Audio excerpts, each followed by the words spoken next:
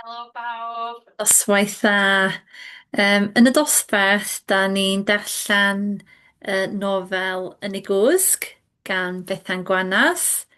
Da ni wedi darllen pennod un yn barod. A dwi'n licio'r stori, mae'n stori dda. Ac rwan, da ni mynd i ddarllen pennod 2. Felly dwi'n mynd i rannu sgrin efo chi i chi medru dilyn y darllen ar y sgrin ac hefyd i chi glywed sut mae'n deud y geiriau a sut mae ynganu y geiriau yn y stori. Dyma ni heno da. Neffrodd Dafydd y sydyn. Roedd o'n teimlo'n rhyfedd. O na, be oedd wedi'i wneud y to 'ma? Edrychodd ar y cloc. 5 o'r gloch. Roedd o yn y gwely diolch byth. Ac roedd o'n gwisgo ei pyjamas. Ond roedd rhywbeth yn teimlo'n rhyfedd iawn. Roedd y gola bach ymlaen a chododd ar ei eistedd yn araf. Roedd popeth yn edrych yn iawn. Y llofft yn daclus. Dim cons traffig ar y carped. Dim potiau planhigion o ardd drws nesaf ar y dresser. Dim fformage ffred o sywaliau. Felly pam roedd o'n teimlo mor rhyfedd? Yna, edrychodd i lawr, a sgrechian. Gwaed! Roedd gwaed dros ei pyjamas, dros ei ddwylo a'i draed a dros y dillad gwely. O na, be dwi wedi wneud? Medda Dafydd yn uchel. Edrychodd yn gyflym ar ei freichiau, ei goesau a'i fol. Ond doedd dim briwiau, dim anafiadau o gwbl ar ei gorff o. Neidiodd allan o gwely a mynd at y drych. O na, doedd dim anafiadau ar ei wyneb chwaith, nac yn unrhyw le arall. Felly dim yng ngwaed i ydi o, meddyliodd. Os felly, gwaed pwy ydi hwn?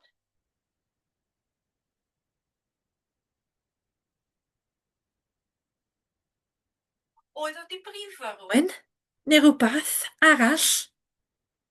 Yna hewodd. Lle mae wmffra? Meddyliodd gan deimlo'n oer i gyd.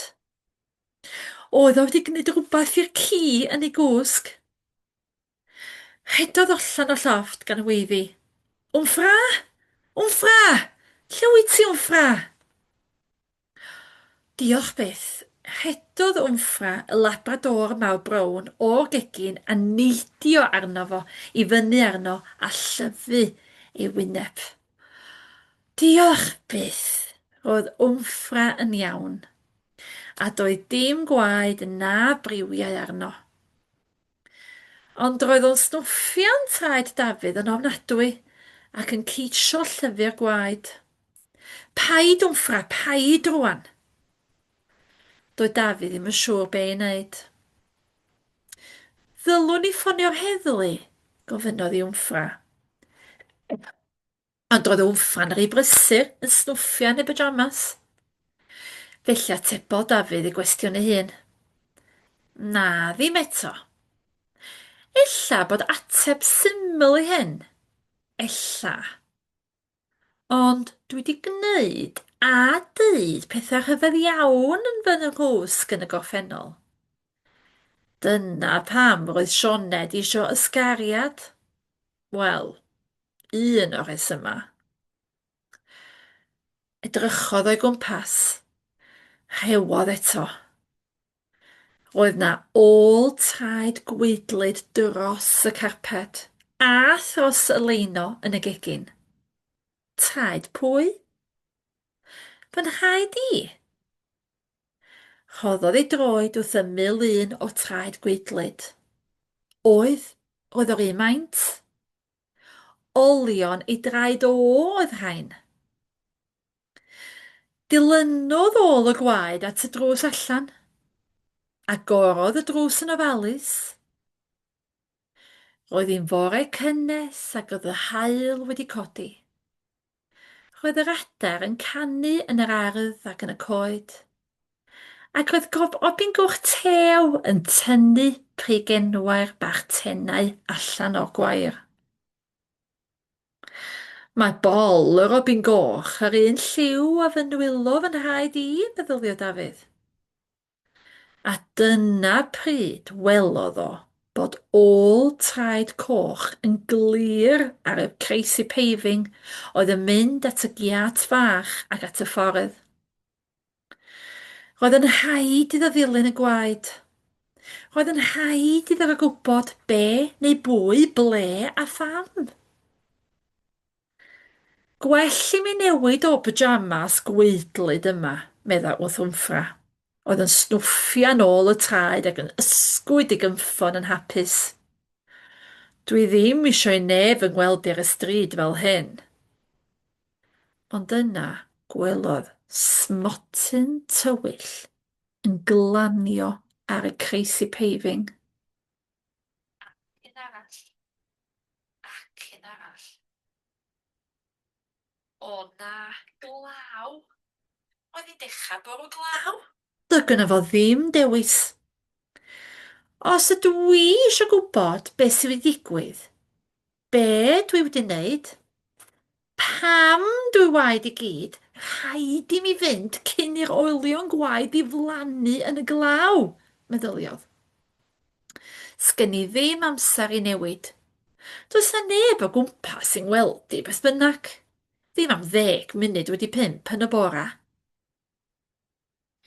Wisgodd got law yn sydyn a stwffio draed i mewn i Wellingtons wrth y drws. Pan welodd wmffra hyn, rhedodd yn ôl ei denyn. Eisteddodd gyda tenyn yn ei geg yn edrych i fyny ar Dafydd gyda lygad mawr brown a'i gynffon yn curo'r leino. Wyt ti eisiau dod i helpu, wyt ti? Iawn, Dafydd. Yn roi'r tenyn yn sownd yn ei goler. Roedd wmffra yn gi eitha hen rwan, yn 9 oed, a blew o gwmpas ei geg wedi dechrau troi yn wyn. Ond roedd ei drwyn yn dal i weithio'n dda. Os oedd y glaw yn golchi y gwaed i ffwrdd, roedd trwyn wmffra yn mynd i fod yn help mawr. Aeth y ddau allan i glaw a throdd Dafydd i gloi'r drws. Ydy hyn yn beth call i wneud, meddyliodd. Ydw i'n mynd i ddifaru?